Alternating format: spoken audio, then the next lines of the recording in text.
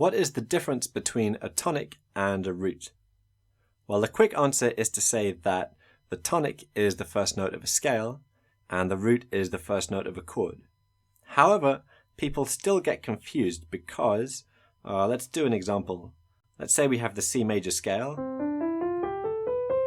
So then the first note of the scale is the tonic, okay? And then we also have C major triad, and there we would say that C is the root. So then you can say, well, that's the same note. You know, if you just take the first, third, and fifth notes of the scale, you get the C major chord, so then the root is the same note as the tonic. Well, I'm going to give the long answer now because confusing the root and the tonic and also mixing up scales and harmony and chords and everything is such a common mistake. I even see it happen in music theory books that have been published, you know, and actually kind of read over by editors, and still people get root and tonic wrong or make mistakes about harmony and melody. So let's go through a really thorough explanation, and this will touch on lots of things separate from roots and tonic, which will be really useful in the long term for understanding how music works. So first of all, let's think about scales. So if I say the C major scale, you're going to think of the thing that people practice in music practice rooms. But what is the real musical significance of a scale? Well, let's take a tune. Let's take, say, Somewhere Over the Rainbow.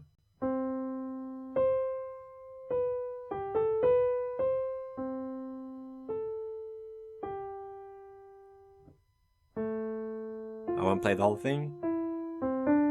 Okay, so by this point, I've already covered all of these notes in the scale. I've played every single one of these notes whilst playing the tune. Just do it again and hold them down.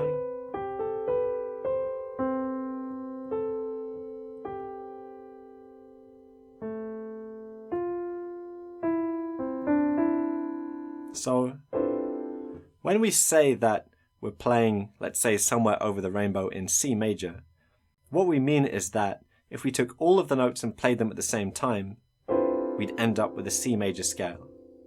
So we never actually play the scale within the piece.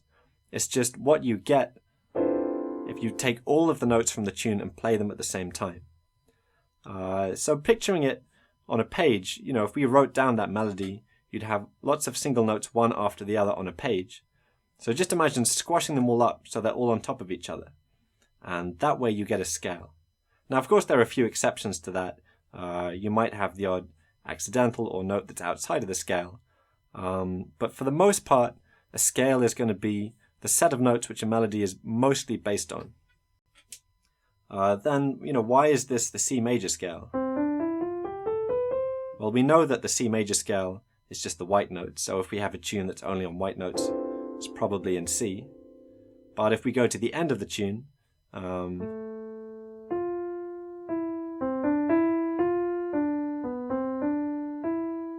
it finishes on C.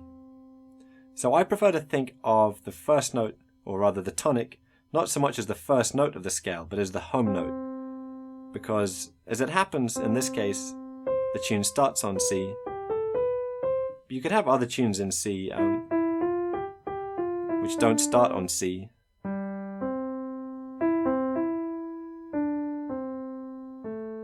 But all of them will finish on C. So I like to think of the tonic as the home note of a scale. So one last thing about scales is I'm going to call scales a horizontal element in music. Because as I said, if you saw a melody written down like Somewhere Over the Rainbow, you have lots of notes one after the other. So they're all in a line horizontally. So just think to yourself, melody, horizontal, scales. And of course, playing in a particular scale is the same thing as playing in that key. So if you're playing in the C major scale, you're playing in the key of C major. Well, now what if we put some chords to that? So if we played, do really simple ones.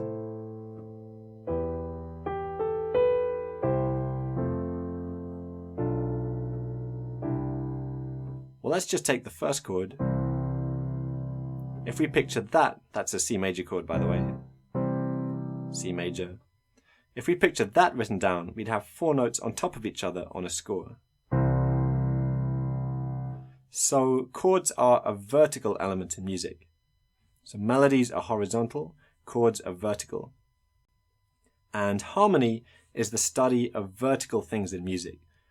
Harmony is the study of chords, basically. So it's looking at these chords and analyzing them. You know, that's C major, A minor, E minor, C again, then F and so on, B half diminished seventh, C, etc. So melodies, horizontal, scales, harmony, vertical, chords. So now let's look at tonics and roots again. Well, if we look at the roots of these chords, that's C major, so the root is C. That's A minor, so the root is A. Root of this is E. Root is C. Root is F. Root is B. Root is C again. So the roots change every time you change chord, right?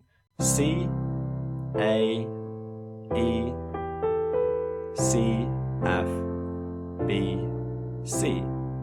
So in this case, the roots are always the bass notes. But notice that every single chord just use white notes. So we're still playing in C major. That means that the tonic is still a C. So this is where the difference between tonics and roots really comes into effect, because even though we're changing root every single chord, because all of the chords are within the C major scale, the tonic is staying the same. So that's why it's so dangerous confusing tonics and roots, because if you get them mixed up, you might think that here we're in C major, or now we're in A minor because the root has changed, and now we're in E minor, and we're back in C again, and now we're in F major. But actually, all the time we're playing in C major because we're still using the same set of notes. So the roots have changed, but the tonic is staying the same. That's also why it's dangerous saying something like F major, because F major could be a scale, in which case you have a B flat, or it could just be a chord, in which case you don't. It's just F, A, and C. So when I played this, I had an F major chord, so the root was F, but we're still in C major. So you really have to separate horizontal and vertical things in your mind. So horizontal is melodies, and that's scales, and the first note of a scale, or the home note of a scale, is the tonic. Vertical is chords, and that's harmony, and the home note of a chord is the root. So just always keep horizontal and vertical separate in your mind when you're studying any kind of music theory.